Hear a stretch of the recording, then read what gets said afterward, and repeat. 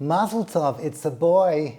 There's something so beautiful about going to a bris milah, reconnecting to generations and generations all the way back to Avraham Avinu, and seeing the young couple with their young boy, the little boy Chikol, and everyone shouting with all the kavana, Torah, chuppah, ma'asim tovim. He should reach for the stars. With all those brachas and all that beauty of that event, we look forward to seeing the life of this child flourishing. And then comes the teens. I know you're thinking, Reverend Nissel, it's way before the teens, but let's pretend. Then comes the teens. And sometimes things go horribly wrong. And our kids don't come out the way that we want them to.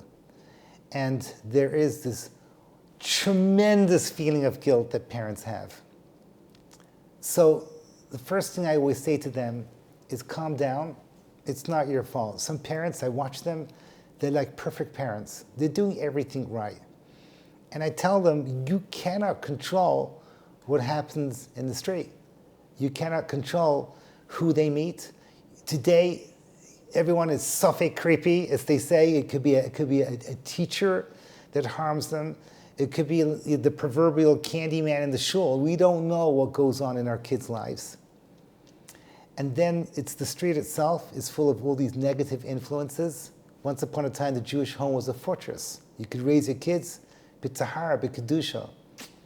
It's not that way. These walls, okay, they're porous. Thank you, Internet, for allowing our kids to have access to all that schmutz. And if your home could be perfectly Internet-free, but all your friend needs to be exposed to is his weakest friend's weakest friend. So things can go horribly wrong very, very quickly. You go out to the street, they're exposed to things that we don't want them to be exposed to. And then there's a whole atmosphere that kids feel entitled and privileged. It's part of what they breathe into the air. Before Mashiach comes, chutzpah yaskeh, as my Rebbe Ramesh Shapiro once said, they hear in Yerushalayim, they breathe the chutzpah in the air, which me growing up in modern Orthodox London, we wouldn't dream of talking to our parents or acting that way. Daddy, I want a pony. I must have a pony. I want it now. That's how kids talk. You're a bad daddy, you won't give me a pony. Some of you know the reference. The point I want to make to you is that it's the world that we live in. We live in this world where kids, we can't control what we do. That's not the reason why I'm standing in front of you today. I want to ask ourselves a very, very difficult question. Are we really, really good parents? Are we really doing everything right? We go to parenting classes. We're trying our best. The very fact that you're listening to me now shows your dedication to being a good parent. But I want to show you one example which slips under the radar, and good parents sometimes make this mistake so often and they don't realize the damage that they do.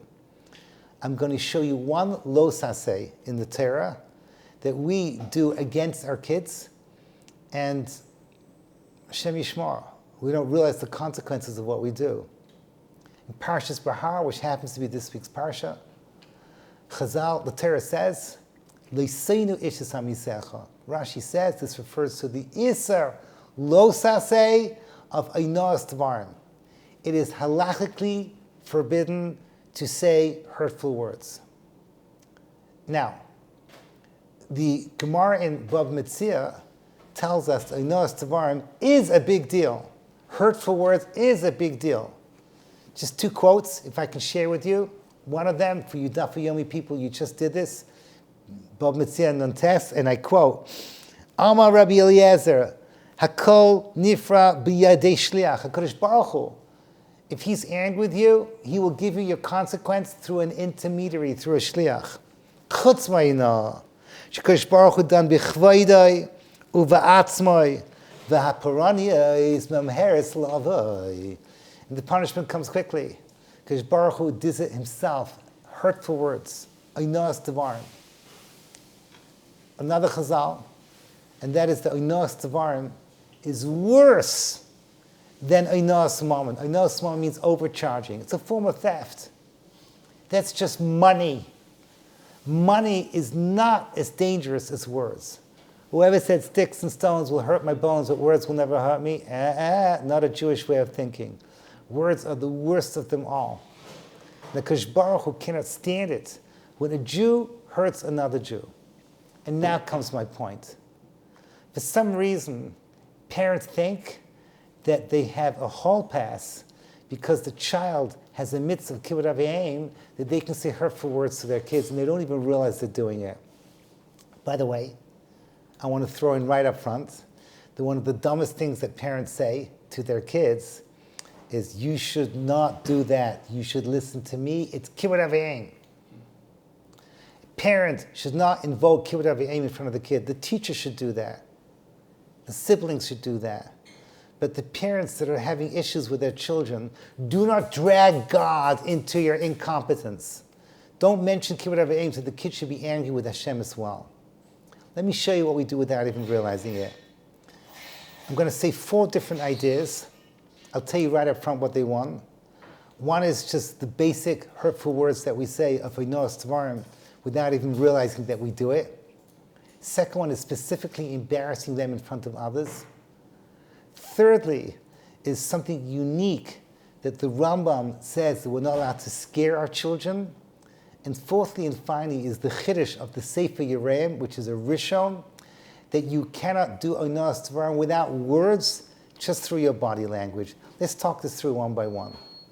Now, what does it mean that we cannot do Einos Tvarim to our children? I want to ask you if this could ever happen in your household. A little bit I'm talking to myself. I think that I raised my kids. I'm probably guilty as charged. The kid comes in, breaks a plate. You look at the kid and say, why did you do that? Hello? My dear friend, have you never broken a plate before? Your child is thinking, what am I, an idiot? You think I would do this on purpose? The child doesn't say a word, but his feelings are hurt. He feels like you've turned him into some kind of a fool. Of course I didn't do it on purpose. Why you make me feel bad?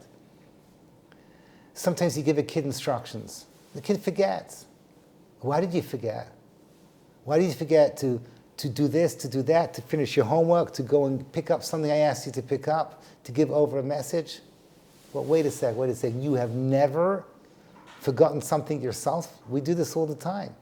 There's a way of saying it which validates the forgetfulness or dropping plates or things that people do in a way that the parent can lovingly show that, yeah, it's always, always good to try and do better.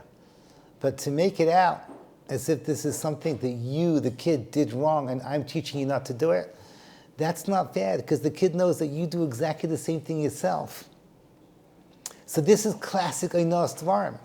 Tell you a little secret. Einos Tvarim comes with another Issa D'Oraisa.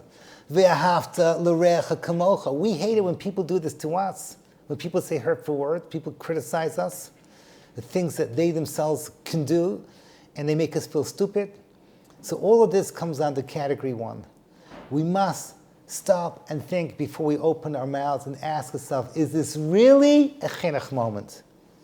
Is this really something necessary with our halachic obligation to do chinuch? And I want to tell you a yesod, and you're not going to like what I'm about to say. The Torah teaches us, Safek D'Oraisa L'chumra, which means when you're dealing with the D'Oraisa, Torah prohibition, L'chumra, keep your mouth shut. That's always the best option. Category number 2 is Halbonas Ponim. So we don't realize we do this, but sometimes we embarrass our child in front of their friends. That's a no-no. The kid will never forgive you. The kid really, really, his or her social standing with her friends is so, so important for them. Just today, my son told me that, I told him I was going to say this. He said, yeah, I just guilty as charged. This is what happened. So we're coming up to Lag BaOmer here in Yerushalayim. It's a huge, big deal with the 9-year-old crowd. And his son was collecting firewood past curfew. And my son went up to my grandson and went up to him in front of his friend and says, Abaita, okay, come home. The poor kid was like, oh my gosh, this is so embarrassing. He comes home, he bursts out into tears. And my son has the seichel to apologize and says, next time if I ever have to do that, I'll make sure I call you aside and whisper into your ears first. But we do these things. Let me show you how far this goes. I saw this with my own eyes. I go to America, and I'm invited to people's houses. I was once at a Shabbos table, and the father was a famous educator, and he's having some kind of discussion, open discussion with all the guests. And his young son, 15 years old, makes a comment, and the father says, "That was stupid," and makes the kid look stupid. And it happens to be, the father's brilliant, and the son was a B student. I saw in the son's eyes how he died at that moment. He had been put down by his dad. It was very clear this is part of a pattern of how the father treats the child. Now, by pure statistical chance, when this kid got married, he got married to one of my students. And I know that he is now this child because of his low self-esteem and how he's put down by his father publicly, how he passes on by mistreating his wife. And it's going to have consequences to the next generation. Think before you say a hurtful thing to your child in public. So that's the next category. The third is the chinuch of the Rambam. The Rambam in Sefer HaMitzvahs, Reish Nun Aleph, Reish Nun Aleph, said you're not allowed to scare a child without a to'eles. This can start with very young ages. A friend of mine, his wife's a kindergarten teacher, and she saw how a mother would tell a kid, if you don't hurry up, I'm going to leave you there. Little child is terrified. Now, I understand that sometimes you want to get the kid to move. You got to know your kid very well. But in this particular case, it was obvious that the child was frightened. You frighten the child, you're over an Issa D'Oraisa, 2 Issa D'Oraisa. Leisenu and V'ahavta Re'echa Kamoicha. But it can be much worse. When the kid gets older, and Rabbi Kiva Eva brings this down, and Moshe Feinstein brings this down in a tshuva, Yeridea Chelik Daled Tshuva Lamed, that if you're a strict parent, which can be okay in certain cases when there's a lot of love, you can also be strict, but sometimes it can cross a red line. Kid does something wrong, you want to give the kid a consequence, tell them right up front what the consequence is going to be. You keep them in suspense. It can be tremendously painful, especially when they're fearing the worst, when something very important for them is about to be taken away. So there's halacha that's brought down that you cannot punish a child and tell them that the punishment, you cannot tell the kid he's getting a punishment and then delay the punishment, and that child is left in suspense unnecessarily. Fourthly, and finally, is the chinuch of the Sefer Yereim. Where is the Sefer Yereim found? In Siman Kuf Pei. It's a Rishon. And he says that you can be over the Issa D'Oraisa of Leisenu with rolling your eyes, with body language, with the way that you respond to your kid without opening your mouth. And we don't realize how hurtful we can be with those little nuances that we do with our body behavior. So let's just summarize. Leisenu is something that parents do without realizing because we hide behind this hall pass called mitzvah of chinuch.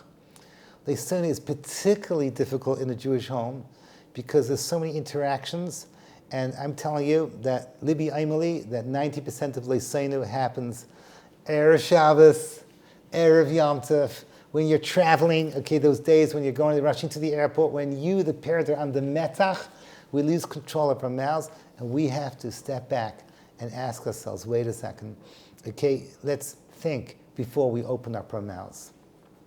Now comes the good news. A leisenu avera can be flipped around into something very powerful, a powerful chinuch moment. You know how? By apologizing.